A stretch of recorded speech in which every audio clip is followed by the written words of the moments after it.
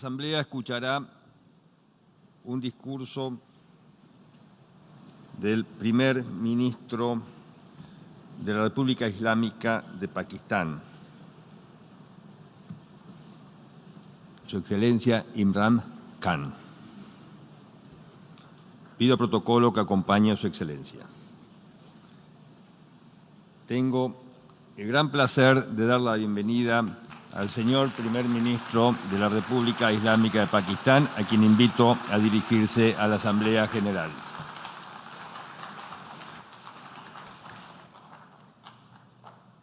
Bismillah ar-Rahman ar-Rahim. Iyyaka na'budu wa iyyaka nasta'in. Mr. President, Honorable बिस्मिल्लाहिर्रहमानिर्रहीम इय्याका नाबुदु व इय्याका नस्तईन। Excellencies, जनाब सदर, इज़्ज़त माब सेक्रेटरी जनरल, काबिले एहतराम कायदीन और ख़वातीन व हज़रात, मैं आज इस फोरम पर बात करना अपने लिए एजाज़ समझता हूँ, जहाँ हमें दुनिया को दरपेश मसाइल पर बात करने का मौका मिलता है। मैं बहुत सारे मसाइल पर बात करना चाहता हूँ, मगर आज मैं सिर्फ 4 इंतहाई अहम मसाइल पर बात करूँगा, जिनकी वजह से मैं आज यहाँ पर आया हूँ। हमें कई संजीदा मसाइल का सामना है। मैं यहाँ ना आता, मगर मेरे ख्याल में कुछ इंतहाई अहम मसाइल हैं, जिनकी तरफ दुनिया की तवज्जो दिलाना ज़रूरी है, ताकि उनका हल ढूंढा जा सके। मैं इब्तिदा मौसमियाती तब्दीली के मसले से करूँगा। मौसमियाती तब्दीली के मसले पर बहुत से कायदीन ने बात की, मगर जनाब सदर, मुझे महसूस होता है कि इस मामले पर संजीदगी का मुजाहिरा नहीं किया जा रहा। शायद दुनिया के कायदीन, जो कि बहुत कुछ कर सकते हैं, उन्हें इस मामले का अंदाजा नहीं है कि इस मसले से कितनी बड़ी आफत का सामना हो सकता है। perhaps world leaders do not, some of the leaders who can do a lot, do not realize the urgency of the situation. We have a lot of ideas, but as someone said, हमारे पास बहुत से ideas मौजूद हैं, मगर जैसे किसी ने कहा है कि माली वसाइल की फराहमी के बगैर तसव्वुरात महज ख्वाब होते हैं। मैं अपने मुल्क पाकिस्तान की मिसाल देता हूँ। पाकिस्तान दुनिया के उन 10 ममालिक में शामिल है जिनको मौसमियाती तब्दीली से सबसे ज्यादा खतरा है। We depend upon our rivers.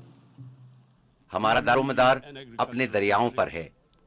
हम बुनियादी तौर पर एक ज़रई मुल्क हैं। हमारे दरियाओं में 80% पानी ग्लेशियर से पिघल कर आता है। Glaciers not just on the Pakistani side, even India. इसी तरह भारतीय दरिया, गंगा और सिंध में 80% पानी हिमालय, काराकोरम और हिंदुकुश के ग्लेशियर से पिघल कर आता है। From the glaciers, from the Himalayan glaciers, Karakoram, Hindu Kush. And these glaciers are melting at quite a rapid pace. We detected और already ये 5,000 ग्लेशियर तेज रफ्तारी से पिघल रहे हैं। हम अभी तक अपने पहाड़ों में 5,000 झीलों की निशानदेही कर चुके हैं, और अगर ये सिलसिला जारी रहता है और इसके बारे में कुछ नहीं किया जाता, तो हमें खदशा है कि हम इंसानों को एक बहुत बड़ी आफत दरपेश हो सकती। मेरे मुल्क में जब मेरी पार्टी सूबा खैबर पख्तूनख्वा में बरसरे इक़्तिदार आई, तो हमने 5 साल में 1 अरब दरख्त लगाने का फैसला किया, और अब हमने अगले 5 सालों में पाकिस्तान में 10 अरब दरख्त लगाने का हदफ मुकर्रर किया है। इसके पीछे मकसद मौसमियाती तब्दीली के मसले से निमटना है, लेकिन सिर्फ एक मुल्क अकेला कुछ नहीं कर सकता, इसलिए पूरी दुनिया ने इस मसले से मुश्तरका तौर पर निमटना है। मेरी उम्मीद की वजह ये हकीकत है कि अल्लाह ताला ने इंसान को बेपनाह कुव्वत दी है। हम कुछ भी कर सकते हैं, बशर्ते कि हम अपनी जिंदा रहने वाली जबिल्लत को झंझोड़ें। Provided our survival instinct is stirred up. And this is really what I hope. मुझे कवी उम्मीद है कि अक़वाम मुत्तहिदा इस सिलसिले में कायदाना किरदार अदा करेगी। इस पर ज्यादा से ज्यादा जोर देना चाहिए। richer countries Amir must be ممالک کو pushed. اس پر مجبور کیا جائے کہ ان گیسوں کے اخراج میں کمی لائیں جو درجہ حرارت میں اضافے کا باعث بنتی ہیں، کیونکہ ہم جیسے ممالک سے ایسی گیسوں کا اخراج نہ ہونے کے برابر ہے۔ لہٰذا میں سمجھتا ہوں کہ اقوام متحدہ کو اس سلسلے میں آگے آنا چاہیے۔ The United Nations must take leadership in this. My second issue دوسرا مسئلہ جس پر میں آج بات کرنا چاہ رہا ہوں وہ میرے لیے اس سے بھی زیادہ اہم ہے۔ جناب صدر، ہر سال اربوں روپے غریب ممالک سے امیر ممالک میں منتقل کیے جاتے ہیں۔ ہر سال اربوں ڈالرز حکمران طبقات کی چوری کی نظر ہو جاتے ہیں، اور یہ سارا پیسہ مغربی بینک اکاؤنٹ میں منتقل کیا جاتا ہے، اور وہاں پر ان رقوم سے مہنگی جائیدادیں خریدی جاتی ہیں۔ جناب صدر، یہ عمل ترقی پذیر ممالک کو تباہ کر رہا ہے۔ اس سے غربت میں اضافہ ہو رہا ہے اور غریب ممالک قرضوں کے بوجھ تلے دب رہے ہیں، اور اس سے غریب اور امیر لوگوں میں فرق مزید بڑھتا جا رہا ہے۔ The developing world. This is causing more poverty, deaths. It's impoverishing the developing world. The difference between rich and poor countries is growing because of this.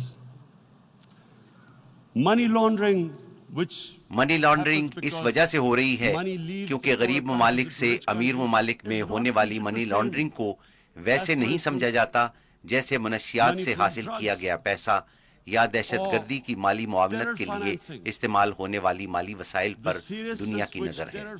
غریب ممالک کو جس طرح اپنے بااثر طبقات لوٹ رہے ہیں، اس کو کوئی جرم تصور ہی نہیں کرتا۔ مجھے جب سال پہلے حکومت ملی تو اس سے پہلے والے 10 سالوں میں ہمارے ملک کے مجموعی قرضے میں 4 گنا اضافہ ہوا۔ جو قرضہ 60 سالوں میں لیا گیا تھا اس کا 4 گنا صرف 10 سالوں میں لیا گیا۔ charge of our government a year back. In the 10 years preceding that, our total debt went up 4 times. The debt we had accumulated in 60 years, just in 10 years it went up 4 times. As a result,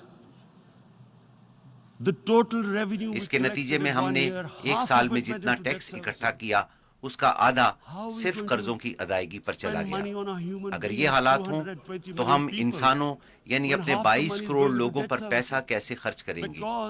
وجہ یہی تھی کہ ہمارے ملک کو حکمران طبقات نے بری طرح لوٹا تھا، اور وہ بڑی آسانی سے یہ سارا پیسہ ملک سے باہر لے گئے۔ جناب صدر، جب اس لوٹے ہوئے پیسے سے بیرون ممالک میں خریدی گئی جائیدادوں کی نشاندہی کی گئی تو ہمیں یہ پیسہ واپس لانے میں بہت سی مشکلات کا سامنا کرنا پڑ رہا ہے۔ ہم یہ پیسہ واپس لا کر اپنے لوگوں پر خرچ کر سکتے ہیں، مگر اس سلسلے میں بہت سی مشکلات درپیش ہیں۔ ایسے قوانین بنائے گئے ہیں جو ان مجرموں کو تحفظ فراہم کر رہے ہیں۔ retrieve that money we could spend on our human beings. But they are such, it's so difficult. The laws protecting these criminals. We do not have the sort of money. ہمارے پاس اتنے وسائل نہیں کہ ہم مہنگے ترین وکلاء کی خدمات حاصل کر کے ان پر کروڑوں ڈالر خرچ کریں۔ اس لیے ہمیں امیر ممالک کی مدد کی ضرورت ہے، اور جناب صدر یہ بہت اہم ہے۔ امیر ممالک میں پولیٹیکل ول ہونی چاہیے کہ وہ کسی کو ایسا نہ کرنے دیں۔ غریب ممالک انسانی ترقی جسے اقوام متحدہ SDG کا نام دیتی ہے پر پیسے کہاں سے خرچ کریں گے؟ لہٰذا امیر ممالک کو چاہیے کہ وہ اب اس بارے میں کچھ کریں۔ وہ ایسے اقدامات کریں کہ کرپٹ حکمرانوں کے لیے یہ ممکن ہی نہ رہے کہ وہ اپنے ملک کا پیسہ چوری کر کے بیرون ممالک جائیداد منتقل کریں۔ To stop economic refugees coming as we see right now, they must take action. They must take action now. It must be a deterrent. Corrupt ruling elites should not be able to. وہ ایسے اقدامات کریں کہ corrupt حکمرانوں کے لیے یہ ممکن ہی نہ رہے کہ وہ اپنے ملک کا پیسہ چوری کر کے بیرون ممالک منتقل کریں اور وہاں پر ان پیسوں سے مہنگی جائیدادیں خریدیں۔ مجھے سمجھ نہیں آ رہی یہ ٹیکس ہیونز کیوں بنائی گئی ہیں، ان کی اجازت کیوں ہے، ان ٹیکس ہیونز کو قانونی حیثیت کیوں دی گئی ہے۔ اب دنیا تبدیل ہو رہی ہے، دنیا کی آبادی میں اضافہ ہو رہا ہے، لہٰذا اس سے ہم شدید خطرات سے دوچار ہو سکتے ہیں کہ غریب غریب تر ہوتے جائیں اور امیر امیر تر ہوتے جائیں. لہٰذا یہ میرا دوسرا نقطہ ہے اور مجھے امید ہے کہ اقوام متحدہ اس معاملے میں قائدانہ کردار ادا کرے گی. United Nations takes a lead in this. It involves the IMF, the World Bank, Asian Development Bank. They must find a way of stopping this. اور آئی ایم ایف اور ورلڈ بینک کی مدد سے ترقی پذیر ممالک کو اس طرح لوٹنے کا راستہ روکے گی. میرا تیسرا نقطہ نظر اسلاموفوبیا ہے. اس وقت دنیا میں تقریباً 1 ارب 30 کروڑ مسلمان آباد ہیں. مسلمان دیگر ممالک مثلاً یورپی یونین اور دوسرے ممالک میں اقلیتوں کی حیثیت سے آباد ہیں. 9/11 کے بعد اسلاموفوبیا میں خطرناک تیز رفتاری سے اضافہ ہوا ہے. انسانی برادریاں ایک ساتھ رہا کرتی ہیں، ان کو ایک دوسرے کو سمجھنا چاہیے، لیکن اسلاموفوبیا کی وجہ سے ہم ایک دوسرے سے دور ہوتے جا رہے ہیں. اگر مسلمان خواتین حجاب پہنتی ہیں تو کچھ ممالک میں اس کو بھی مسئلہ بنا دیا گیا ہے. حجاب کی حیثیت کیا ایک ہتھیار کی سی ہے؟ کچھ ممالک میں خواتین اپنے کپڑے اتار سکتی ہیں مگر وہ کپڑے پہن نہیں سکتی. یہ کیسے ہو سکتا ہے؟ یہ صرف اسلاموفوبیا کی وجہ سے ہوتا ہے. A woman can take off her clothes in countries, but she can't put on more clothes. How is this happening? Because of Islamophobia. And how did this Islamophobia start? After 9/11. Islamophobia کا آغاز کیسے ہوا؟ اس کا آغاز 9/11 کے بعد ہوا. اور یہ کیوں ہوا؟ اس کا آغاز اس لیے ہوا کہ کچھ مغربی لیڈروں نے دہشت گردی کو اسلام سے جوڑا، اور اسلامی دہشت گردی، انتہا پسند اسلام جیسی اصطلاحیں استعمال کی گئیں. انتہا پسند اسلام ہے کیا؟ اسلام تو صرف ایک ہی ہے، اور وہ ہے محمد صلی اللہ علیہ وسلم کا اسلام، جس کی ہم پیروی کرتے ہیں. اس کے علاوہ اور کوئی اسلام نہیں ہے. آپ انتہا پسند اسلام جیسی اصطلاحوں سے مغربی ممالک کے لوگوں کو کیا پیغام دے رہے ہیں؟ ایک ایسا شخص جو نیو یارک میں زندگی گزار رہا ہو، وہ کیسے جان سکتا ہے کہ انتہا پسند اسلام اور اعتدال پسند اسلام میں کیا فرق ہے؟ دہشت گردی کا مذہب کے ساتھ کوئی تعلق نہیں ہوتا. اسلامی دہشت گردی اور انتہا پسند اسلام جیسی اصطلاحیں جن کا استعمال اہم لیڈران کرتے ہیں، وہ بنیادی وجہ ہے جو اس اسلاموفوبیا کی بنیاد ہے، اور اس سے مسلمانوں کو بہت تکلیف ہوتی ہے. جب ہم مغربی ممالک کا رخ کرتے ہیں تو ہمیں نظر آتا ہے کہ یہ صورتحال بد سے بدتر ہوتی جا رہی ہے. For this Islamophobia, and it has caused pain amongst Muslims. We in Muslim countries watch this Islamophobia traveling abroad, and it's getting worse. And may I just say, Mr. President, that in جناب صدر، کیا میں کہہ سکتا ہوں کہ یورپی ممالک میں مسلمانوں کو کمزور کیا جا رہا ہے؟ ہم سب کو معلوم ہے کہ جب آپ کسی خاص طبقے کو کمزور کرتے ہیں تو اس سے انتہا پسندی جنم لیتی ہے. شام اور دیگر علاقوں میں بہت سے عسکریت پسندوں کا تعلق ان طبقات سے ہے جن پر ظلم کیا گیا ہے. میں کہنا یہ چاہتا ہوں کہ ہمیں اس مسئلے کو حل کرنا چاہیے. مجھے افسوس سے کہنا پڑتا ہے کہ ہم مسلمان سربراہوں نے بھی یہ مسئلہ حل نہیں کیا. 9/11 کے بعد جب انتہا پسند اسلام کے بارے میں سوچا جانے لگا تو بجائے اس کے کہ ہم مغربی دنیا کو بتاتے کہ انتہا پسند اسلام ایک افسانہ ہے، ہر معاشرے میں انتہا پسند ہوتے ہیں اور اعتدال پسند بھی ہوتے ہیں. عیسائیوں، یہودیوں، ہندوؤں، ہر معاشرے میں انتہا پسند اور اعتدال پسند موجود ہوتے ہیں. مگر اس کا ہرگز یہ مقصد نہیں کہ کوئی مذہب، چاہے وہ اسلام ہو، یہودیت ہو، عیسائیت ہو یا ہندو مت، وہ انتہا پسندی سکھاتا ہے. ہر مذہب کی تعلیم محبت و رواداری اور انصاف ہے. یہی چیز ہمیں جانوروں سے ممتاز کرتی ہے. بدقسمتی سے مسلمان رہنماؤں کو اس بات کا بڑا خوف تھا کہ ان کو انتہا پسند مسلمان کہا جائے گا، تو لہٰذا انہوں نے اعتدال پسند بننے کی کوشش کی. ہمارے ملک پاکستان میں بھی حکومت نے روشن خیالی جیسی اصطلاح ایجاد کی. کسی کو نہیں معلوم کہ اس کا مطلب کیا ہے. وہ سمجھتے ہیں کہ شاید جو مغربی لباس سے بھی تن کرتا ہو وہی روشن خیال ہوتا ہے. اگر کسی کو انگریزی نہیں بھی آتی تو وہ انگریزی بولنے کی کوشش کریں گے کیونکہ اسی طرح وہ روشن خیال تصور کیے جائیں گے۔ یہ کیا تھا؟ ایسا کیوں ہوا؟ یہ اس لیے ہوا کہ ہم مسلمانوں نے مغربی دنیا کو یہ بتانے کی کوشش ہی نہیں کی کہ انتہا پسند اسلام کا کوئی وجود ہی نہیں۔ 9/11 کے بعد اسلام کو دہشت گردی سے جوڑنے کی ایک وجہ دہشت گرد حملے تھے، کیونکہ 9/11 کو جن دہشت گردوں نے حملہ کیا وہ خودکش بمبار تھے۔ مسلمانوں کے بارے میں کہا گیا کہ وہ اس لیے خودکش حملے کرتے ہیں کہ ان کا ایمان ہے کہ اس طرح ان کو جنت میں اعلیٰ مقام ملتا ہے۔ Are involved in suicide attacks because they will get virgin in heavens. Some came up with, what about women? Suicide attackers. So this bizarre thing happened. No one explained. یہ کیا عجیب و غریب بات ہے، مسلمانوں کی جانب سے خودکش حملوں کو دہشت گردی کہا گیا، مگر کسی نے یہ تحقیق نہیں کی کہ 9/11 سے قبل دنیا کی تاریخ میں سب سے زیادہ خودکش حملے تامل ٹائیگرز نے کیے جو کہ ہندو تھے، مگر اسی بنیاد پر کسی نے ہندو مت کو دہشت گردی کا مذہب نہیں کہا، اور یہ صحیح بھی تھا کیونکہ ہندو مت کا دہشت گردی سے کوئی تعلق نہیں۔ یہ سری لنکا میں ان لوگوں نے کیے جن کے لیے جینا عذاب بن گیا تھا۔ دوسری جنگ عظیم کے موقع پر جاپانی پائلٹوں نے امریکی بحری جہازوں پر خودکش حملے کیے، تو اس وجہ سے کسی نے بدھ مت پر دہشت گردی کا الزام نہیں لگایا۔ مسلمانوں نے اپنے آپ کو روشن خیال اور اعتدال پسند ثابت کرنے کی کوشش تو کی، مگر مغرب کو اصل حقائق سے آگاہ نہیں کیا۔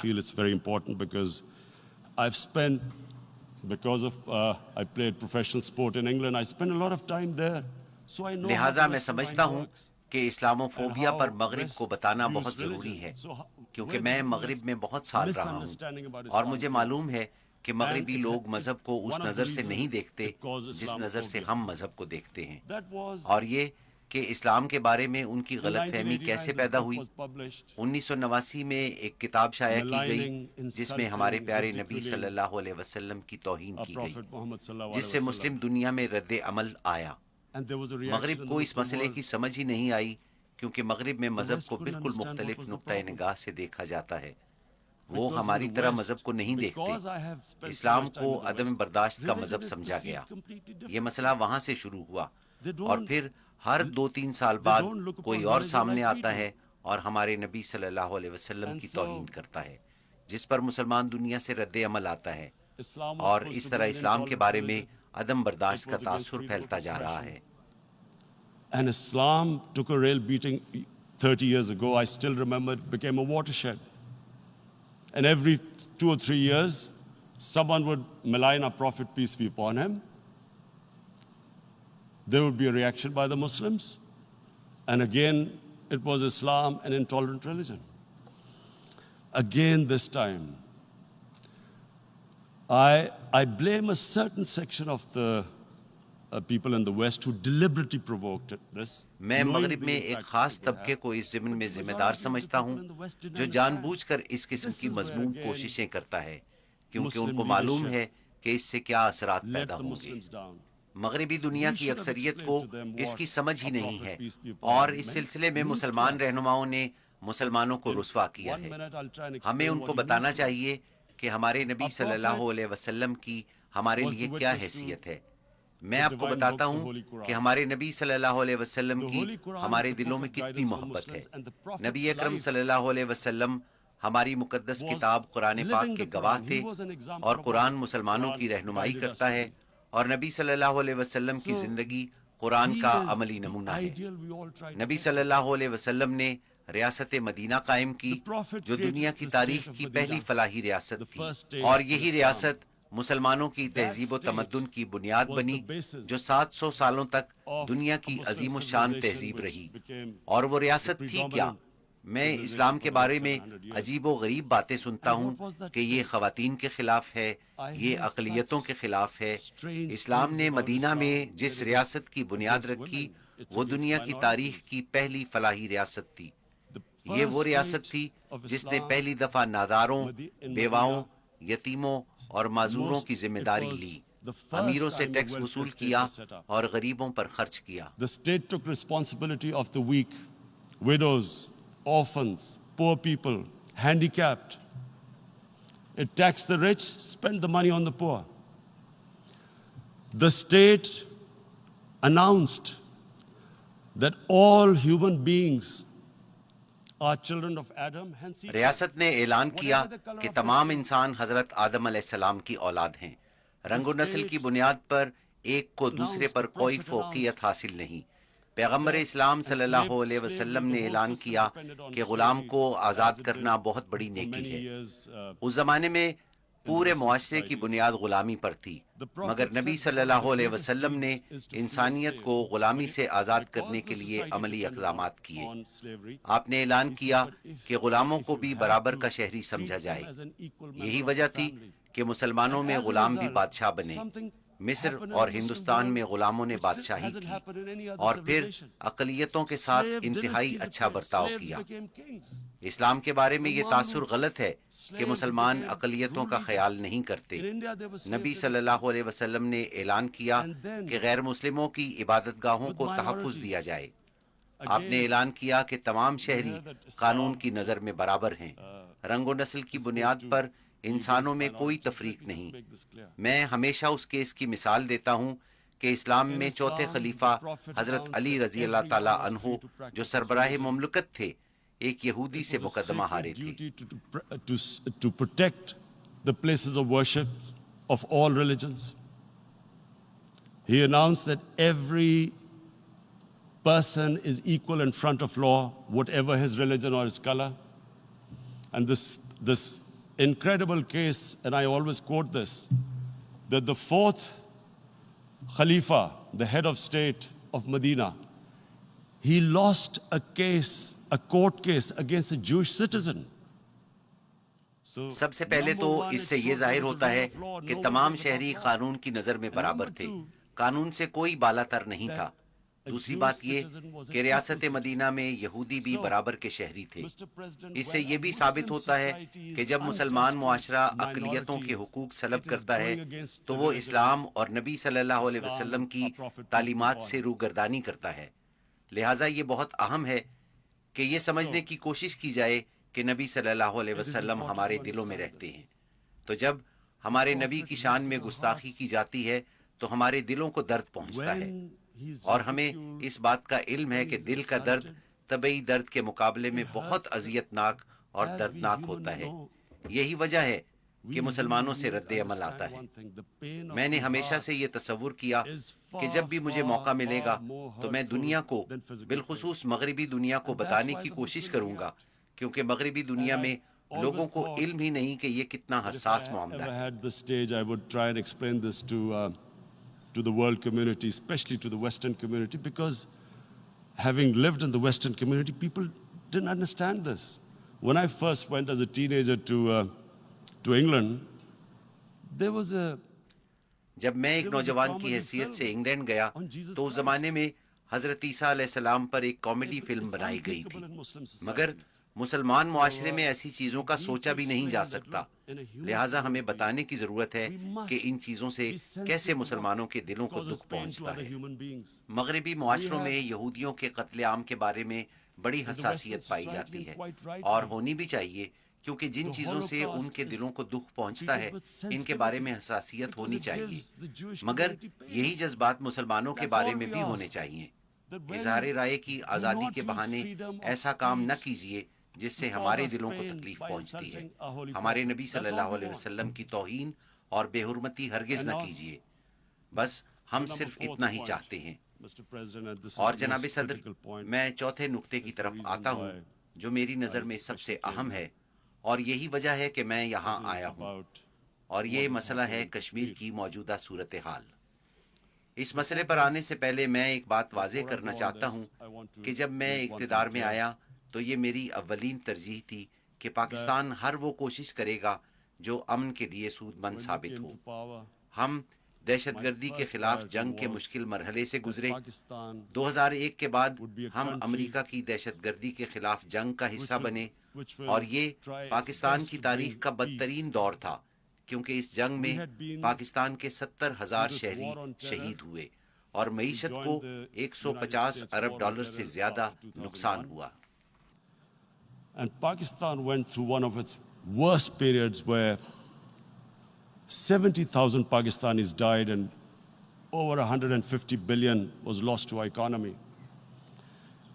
And Mr. President, I oppose the war because in the 80s, Pakistan had joined the Western countries in جناب what was صدر the freedom میں اس struggle جنگ then کے in خلاف تھا Afghanistan against کیونکہ the 80 کی Soviets. دہائی میں سوویت یونین کے And it خلاف was جب funded افغان by جہاد شروع ہوا the Western تو ہم countries. اس کا حصہ بنے These اور ان کو مغربی Mujahideen طاقتوں نے groups فنڈ which were کیا treated in guerrilla guerrilla warfare جنگ کے لیے مجاہدین کے گروپ بنائے گئے جنہیں پاکستان آرمی نے trained by تربیت دی Pakistan Army, اور مغربی ممالک funded بالخصوص by the امریکہ Western نے countries, مالی and امداد especially فراہم کی US, اس and کو they افغانستان waged میں what was a freedom جد و جہد struggle آزادی کا نام دیا in گیا Afghanistan. روسیوں نے انہیں The دہشت Soviets گرد called کہا them terrorists. مگر ہم نے انہیں مجاہدین کہا We call them freedom 1989 میں سوویت یونین کو شکست ہوئی 1989 تو امریکہ بھی واپس چلا گیا اور ہمیں تنہا The چھوڑ دیا Soviets retreated. The Americans packed up and left. Pakistan was left with these groups.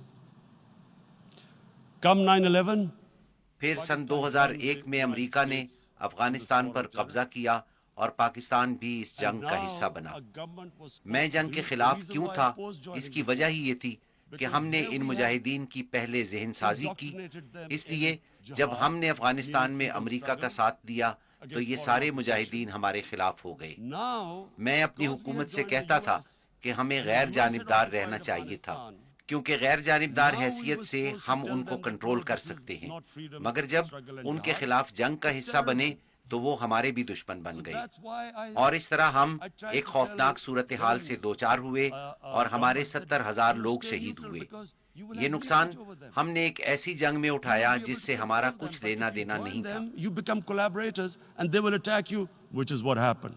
They turned against us. We went through a nightmare. 70,000 people killed in a war we had nothing to do with. No Pakistani was involved in 9/11. Taliban Afghanistan میں تھے القاعدہ افغانستان میں تھی ہمارا اس سے کیا تعلق تھا مگر ہم نے 70,000 لوگ شہید کروائے تو لہٰذا جب میں اقتدار میں آیا تو ہم نے فیصلہ کیا کہ ان گروپس میں سے جو کچھ بھی بچا ہے ہم انہیں ختم کریں گے اور یہ فیصلہ صرف ہم نے نہیں کیا بلکہ پاکستان کی تمام سیاسی جماعتوں نے مشترکہ فیصلہ کیا مگر بدقسمتی سے اس پر عمل نہیں ہوا لہٰذا جب میں اقتدار میں آیا تو ہم نے فیصلہ کیا کہ ہم ان تمام گروپس کو ختم کریں گے اور مجھے معلوم ہے کہ بھارت ہم پر اب بھی یہ الزام لگا رہا ہے کہ ہم اب بھی ان گروپس کو پال رہے ہیں مگر میں اقوام متحدہ سے درخواست کرتا ہوں کہ مبصرین کا گروپ بھیجیں اور دیکھیں کہ آیا واقعی پاکستان میں کہیں پر دہشت گردوں کا کوئی ٹھکانہ بچا ہے مگر ہم نے فیصلہ کیا کہ پاکستان میں کسی عسکری تنظیم کا کوئی وجود نہیں ہوگا اس مسئلے پر بات کرنے سے پہلے میں آپ کو اس پس منظر سے آگاہ کرنا چاہتا تھا دوسری بات یہ ہے کہ ہم نے اپنے ہمسایوں سے تعلقات کو بہتر کرنے کی کوشش کی افغان سرحد پر ہم نے باڑ لگائی اسی طرح ہم نے ایران کی سرحد پر اپنی نگرانی تیز کر دی ہے اور ان ہمسایہ ملکوں سے تعلقات کو بہتر کرنے کی کوشش کی ہے اور بھارت کے ساتھ بھی تعلقات بہتر کرنے کی کوشش کی Now let me just give you a little background about my relationship with India. Because of cricket, میں اگر بھارت کی بات کروں تو بھارت میں کرکٹ کی نسبت سے میرے بہت سارے مداح ہیں برے صغیر میں کرکٹ سے لوگ بے پناہ لگاؤ رکھتے ہیں میرے ہندوستان میں بہت سارے دوست ہیں اور مجھے بھارت جانا بہت اچھا لگتا ہے تو لہٰذا جب میری پارٹی اقتدار میں آئی تو سب سے پہلے ہم نے بھارت سے رابطہ کیا میں نے نریندر مودی سے بات کی کہ ہمارے ایک جیسے مسائل ہیں جیسے ماحولیاتی تبدیلی اور غربت آئیں ہم مل کر اپنے مسائل باہمی تجارت سے حل کریں اور اعتماد کی بنیاد پر تعلقات قائم کریں نریندر مودی نے مجھے بتایا کہ پاکستان سے دہشت گردی کے حملے ہوتے ہیں میں نے ان سے کہا ہمیں بھی آپ کی طرف سے بلوچستان میں دہشت گردی کا سامنا ہے کلبھوشن یادو نے جو جاسوسی کرتے ہوئے پکڑا گیا تسلیم کیا کہ وہ کراچی اور بلوچستان میں جاری دہشت گردی میں ملوث ہے میں نے کہا آؤ اس سے آگے بڑھیں ہماری اولین ترجیح ہمارے عوام ہونے چاہیے دنیا میں سب سے زیادہ غریب برے صغیر میں بستے ہیں بدقسمتی سے اس میں کوئی پیش رفت نہیں ہوئی let's move forward. Our main priority should be our people. The highest number of poor people live in the Indian subcontinent. Unfortunately, didn't make any headways. Our foreign ministers were supposed to meet on this in the UNGA last year. गुज़िश्ता अक़वाम मुत्तहिदा की general assembly के इजलास के दौरान हमारे वज़ीर ख़ारजा को अपने भारतीय हम मनसब से मुलाकात करनी थी, जो भारत ने मनसूख कर दी। हमने सोचा भारत में इंतखाबात होने जा रहे हैं, ये एक इंतहाई कौम परस्ताना जुमात है और वो इस मौके पर पाकिस्तान के साथ खुशगवार ताल्लुकात नहीं रखना चाहती। हमने सोचा ठीक है, हम इंतखाबात तक इंतजार करेंगे। इस दौरान में एक 20 साला कश्मीरी लड़के ने अपने आप को बम बांधकर एक काफिले में उड़ा दिया, जिसको उसके बाप के मुताबिक सिक्योरिटी फोर्सेस ने इंतहा पसंद बनाया था। इसके फौरी बाद भारत ने पाकिस्तान पर इल्जाम आयद किया। मैंने टेलीविजन पर भारतीय आवाम से बात की और कहा अगर वो हमें छोटा सा भी सबूत दे दें तो हम फौरी तौर पर कार्रवाई करेंगे, क्योंकि इन ग्रुप्स पर पाबंदी आयद की हुई है। हमें सबूत फराहम करने के बजाय उन्होंने हमारे मुल्क में बमबारी के लिए जहाज भेजे। हमने जवाबी कार्रवाई की, 2 जहाज मार गिराए और एक पायलट को गिरफ्तार कर लिया। हमने फौरी तौर पर पायलट को वापस कर दिया और ये पैगाम दिया कि हम कशीदगी में इजाफा नहीं चाहते। इस इक़दाम को अमन का पैगाम समझने की बजाय उन्होंने अपनी सारी इंतखाबी मुहिम इस बात पर मरकूज रखी कि उन्होंने पाकिस्तान को कैसा सबक सिखाया है और 350 दहशतगर्दों को हलाक कर दिया है, जो कि एक सफेद झूठ है। 350 terrorists, complete lie. They had just killed about 10 trees of ours. इसमें हमारे सिर्फ 10 दरख्तों को नुकसान पहुंचा और ये भी हमारे लिए खासा तकलीफ दे था। He then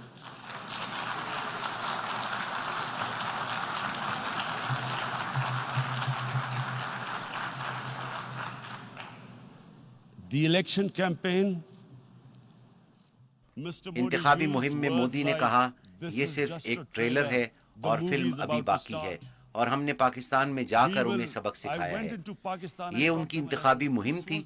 मैंने सोचा कि सियासतदान इंतखाबात में कामयाबी के लिए इस तरह की बयानबाजी करते हैं और इंतखाबात के बाद हमारे ताल्लुकात मामूल पर आ जाएंगे।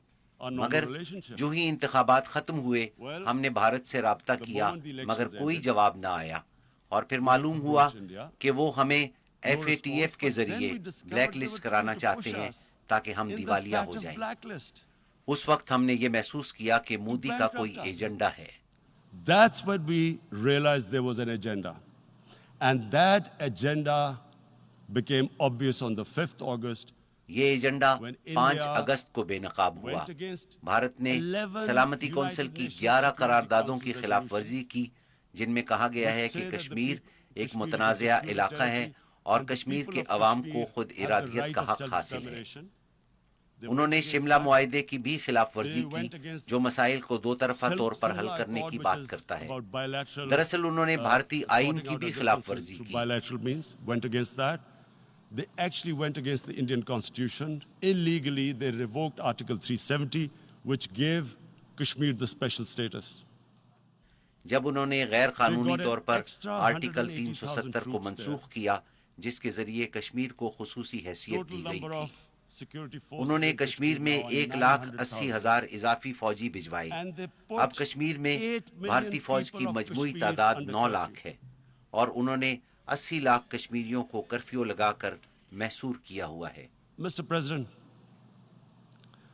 now I just briefly want to make the people understand. जनाब सदर, मैं आपको मुख्तसर तौर पर ये बात समझाना चाहता हूँ कि कोई ऐसा कैसे कर सकता है और मुझे ये वाज़े करना होगा कि RSS क्या है। नरेंद्र मोदी RSS का ताहयात मेंबर है। Mr. Narendra Modi is a life member of RSS. RSS was an organization that was inspired by Adolf Hitler and Mussolini, came about in 1925. RSS Hitler और मुसोलिनी से मुतासिर है, जिसका क़याम 1925 में अमल में आया। ये नस्ली इम्तियाज पर यकीन रखते हैं। वो ये भी मानते हैं कि वो आर्याई नस्ल से हैं। नाजी इज्म को मानने वाले भी यही कहते थे। جو میں کہہ رہا ہوں اس کی تصدیق کی جا سکتی ہے. یہ وقت معلوماتی انقلاب کا ہے. آپ جاننے کے لیے گوگل کی مدد لے سکتے ہیں. میرے لیے یہ بہت اہم ہے کہ وضاحت کروں تاکہ معلوم ہو کہ اس وقت بھارت میں کیا ہو رہا ہے. آر ایس ایس بھارت میں مسلمانوں کی نسل کشی پر یقین رکھتی ہے. ان کا اولین نقطہ نظر ہندوؤں کی بالادستی اور مسلمانوں اور عیسائیوں کے لیے نفرت ہے. It was hatred for the Muslims and for the Christians because they believed that this golden age of Hindu civilization was stopped because of Muslim rule centuries back and then the British rule of India. So it was وہ سمجھتے ہیں ہندو مت کی سنہری تہذیب کا تسلسل مسلمانوں اور برطانوی دور حکومت کی وجہ سے ٹوٹا. یہ بات کھلے عام کہی This گئی. is openly stated. You look at the founding fathers of RSS. آپ آر ایس ایس کے بانیوں پر نظر ڈالیں, آپ گوگل پر جائیں تو سب معلوم ہو جائے گا. Just Google them and you'll find out. And this ideology of hate is what murdered the great Mahatma Gandhi in 1948. 1948 میں عظیم لیڈر مہاتما گاندھی کے قتل کی وجہ یہی نفرت پر مبنی نظریہ تھا, اور پھر سن 2002 میں یہی نظریہ تھا جب مودی نے گجرات میں مسلمانوں کا منظم قتل عام کیا جب وہ وزیر اعلیٰ تھے. He allowed 3 days for these RSS goons who were inspired by the Hitler brown shirts. They actually wear brown shirts. This RSS R S S کے غنڈے 3 روز تک مسلمانوں کا قتل عام کرتے رہے, جنہوں نے 2000 مسلمانوں کو بے دردی سے قتل کیا. انہوں نے ہٹلر کی پسندیدہ براؤن رنگ کی قمیصیں پہن رکھی تھیں. کانگریس کے سابق وزیر داخلہ نے بیان دیا کہ آر ایس ایس کے کیمپوں میں دہشت گردوں کو تربیت دی جا رہی ہے, جنہوں نے 2000 مسلمانوں کو قتل کیا اور 1,50,000 مسلمان بے گھر ہوئے. یہی وجہ تھی کہ نریندر مودی کے امریکہ داخلے پر پابندی عائد کر دی گئی تھی. مجھے آپ کو یہ پس منظر بتانا ہے کہ یہ کیسی ذہنیت ہے جو 80 لاکھ لوگوں کو 9 لاکھ فوجیوں کی موجودگی میں محصور کر دیتی ہے. عورتوں, بچوں اور بیمار افراد کو گھروں میں جانوروں کی طرح قید کر دیا گیا. اصل میں جو میں برطانیہ کے بارے میں جانتا ہوں کہ اگر وہاں 80 لاکھ جانوروں کو بھی بند کیا جاتا تو بہت زیادہ شور برپا ہوتا. یہ تو پھر انسان ہے.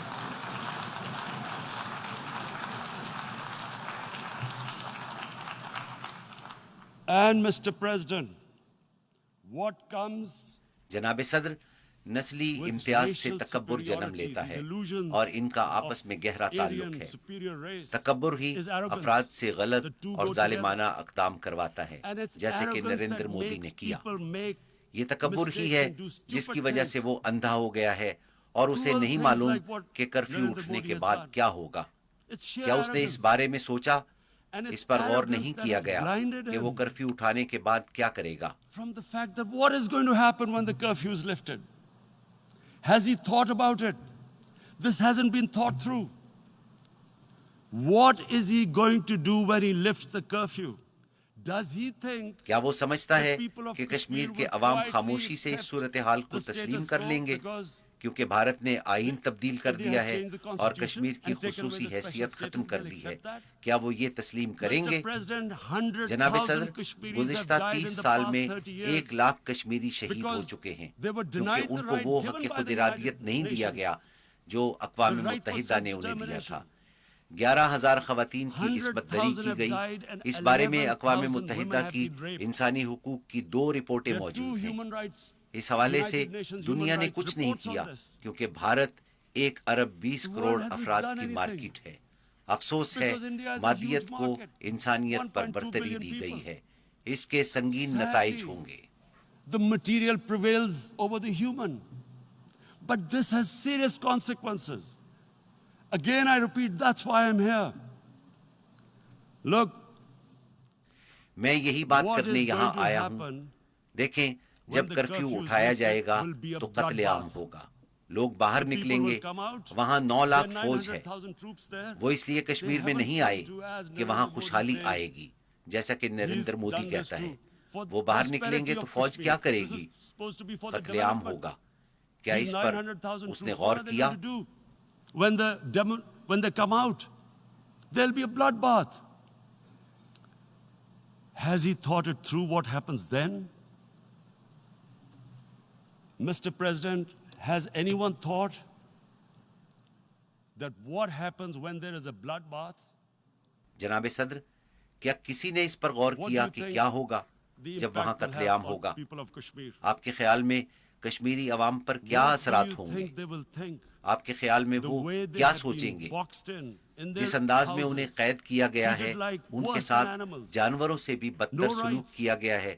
تمام سیاسی قیادت بھی حراست میں ہے جنہیں کشمیر سے باہر منتقل کیا گیا ہے، حتیٰ کہ بھارت کے حامی کشمیری رہنماؤں کو بھی وہاں سے بھیج دیا گیا ہے۔ 13,000 نوجوانوں کو گرفتار کیا گیا ہے اور معلوم نہیں کہاں رکھا گیا ہے۔ آپ کے خیال میں کشمیری عوام کیا کریں گے جب کرفیو اٹھے گا؟ وہ سڑکوں پر نکلیں گے تو فوجی رد عمل میں ان پر گولی چلائیں گے۔ پہلے ہی وہ پیلٹ گن کا استعمال کر رہے ہیں، جو گزشتہ 5 سال سے ظلم جاری ہے، اور پیلٹ گن سے نوجوانوں کو بصارت سے محروم کیا جا رہا ہے، جس کے نتیجے میں کشمیریوں میں انتہا پسندی بڑھے گی۔ جناب صدر، پھر ایک اور پلوامہ ہوگا، اور پھر بھارت جو ہم پر پہلے ہی الزام لگا رہا ہے مزید الزامات لگائے گا۔ وہ کہہ رہے ہیں کہ یہ سب کچھ پاکستان کی وجہ سے ہو رہا ہے۔ ان کے وزیر دفاع نے کہا کہ کنٹرول لائن پر 500 دہشت گرد بھارت میں داخلے کے لیے تیار ہیں۔ پاکستان 500 دہشت گرد کیوں بھیجے گا جہاں 9 لاکھ فوج موجود ہے؟ وہ ان پر کیا اثر ڈالیں گے اور ہم ایسا کیوں کریں گے؟ کیا ہمیں معلوم نہیں کہ جب وہاں دہشت گردی کا واقعہ ہوگا تو کشمیریوں پر مظالم میں اضافہ ہوگا؟ ہم 9 لاکھ فوجیوں کو یہ موقع فراہم کریں گے کہ وہ کشمیریوں کو مزید دبائیں۔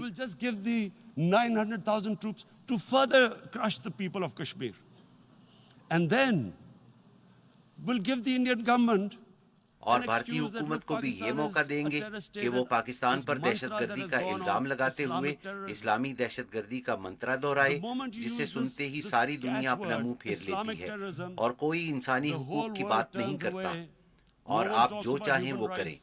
جو آج کشمیر میں ہو رہا ہے وہ اسلامی دہشت گردی کی رٹ لگاتے رہیں گے، جو کہ وہ اب کر رہے ہیں۔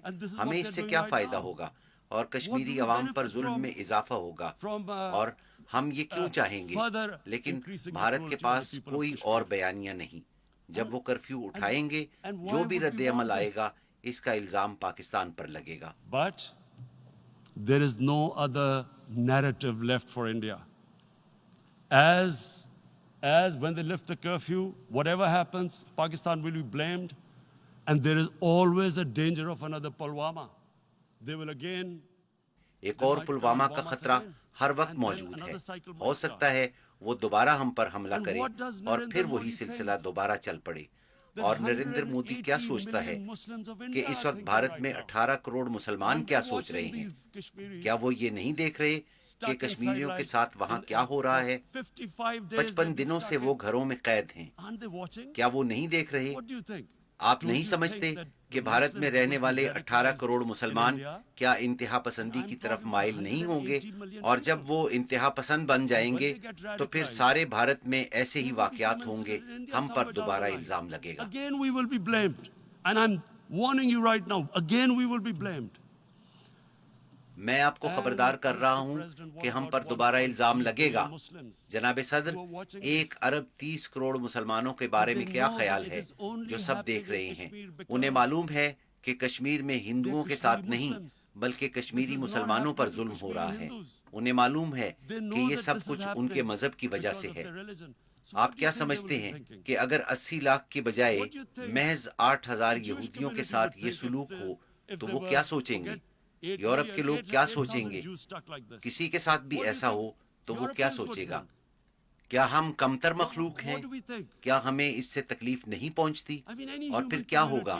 1 ارب 30 کروڑ مسلمانوں میں سے کچھ ہتھیار اٹھا لیں گے۔ Are we children of a lesser God?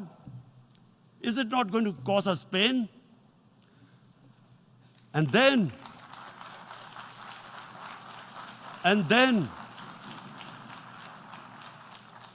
I'll tell you what will happen. people will, in the 1.3 billion Muslims, someone will pick up arms. I know we've been brought up with films, Western films. مغربی فلموں میں دکھایا جاتا ہے کہ جب کسی کو انصاف نہیں ملتا تو وہ انصاف کے لیے ہتھیار اٹھا لیتا ہے. مشہور فلم ڈیتھ وش میں جب ایک شخص کی بیوی قتل ہوتی ہے تو وہ ہتھیار اٹھا لیتا ہے اور لٹیروں کا قتل عام شروع کر دیتا ہے اور پورا سینما ہال تالیوں سے گونج اٹھتا ہے. آپ جانتے ہیں ہم مسلمان اس وقت کیا سوچ رہے ہیں؟ اگر قتل عام ہوا تو مسلمان انتہا پسندی کی طرف جائیں گے. So what do you think the Muslims are thinking right now? If there is a bloodbath, there will be Muslims becoming radicals, not because of Islam, جس because کی of وجہ what they will see. اسلام نہیں بلکہ وہ صورتحال ہوگی جب انہیں انصاف نہیں ملے گا. روہنگیا کے 1 لاکھ مسلمانوں کی نسل کشی کی گئی. اس پر عالمی برادری کی کیا ذمہ داری تھی؟ آپ کے خیال میں 1 ارب 30 کروڑ مسلمانوں کا کیا رد عمل ہوگا؟ میں اپنے آپ کو کشمیری تصور کرتا ہوں جو کہ 55 دنوں سے محصور ہے. میں عورتوں کی عصمت دری کے واقعات سنتا ہوں جب بھارتی فوج گھروں میں داخل ہوتی ہے. کیا میں اس تذلیل کے ساتھ زندہ رہوں گا؟ میں ہتھیار اٹھاؤں گا. I have heard about, and there are rapes, Indian Army going into homes, soldiers. Would I want to live this humiliation? Would I want to live like that? I would pick up a gun. You're forcing people. You are forcing people into radicalization. آپ لوگوں کو زبردستی انتہا پسندی کی طرف دھکیل رہی ہیں. جب لوگوں میں زندہ رہنے کی خواہش ختم ہو جائے تو وہ کس لیے زندہ رہیں؟ اگر آپ انسانوں کے ساتھ ایسا کریں گے تو آپ انہیں انتہا پسند بنائیں گے. جناب صدر، اس لیے میں دہرانا چاہوں گا کہ بہت نازک وقت ہے. اس پر رد عمل آئے گا. پاکستان پر الزام لگایا جائے گا. There will be a reaction to this. Pakistan will be blamed. 2 nuclear-armed countries will come face to face like we came in February. 2 ایٹمی قوتیں آمنے سامنے ہوں گی جیسے فروری میں ہوا. اس سے پہلے کہ ہم اس سمت بڑھیں، اقوام متحدہ اپنی ذمہ داری پوری کرے. This is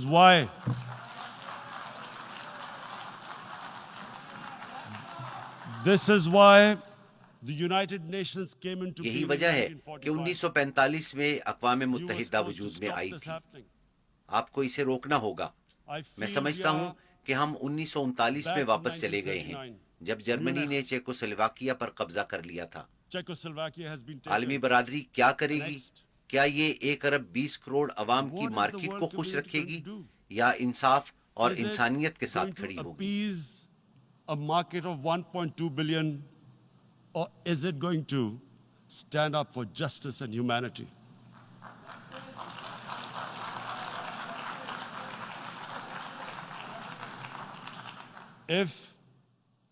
اگر یہ سلسلہ جاری رہا تو آپ بدترین حالات کے لیے تیار رہیں. جناب صدر، اگر 2 ایٹمی ملکوں میں روایتی جنگ چھڑ جاتی ہے تو کچھ بھی ہو سکتا ہے. اگر اپنے ہمسائے سے 7 گنا چھوٹے ملک کو یہ فیصلہ کرنا پڑے کہ یا تو وہ ہتھیار پھینک دے یا پھر موت تک اپنی آزادی کے لیے جنگ لڑے، ہم کیا کریں گے؟ میں اپنے آپ سے سوال کرتا ہوں. میرا یقین ہے کہ اللہ ایک ہے اور ہم جنگ کریں گے. Either you surrender or you fight for your freedom till death. What will we do? I ask myself this question. And my belief is, La ilaha illallah, there is no God but one. And we will fight. And when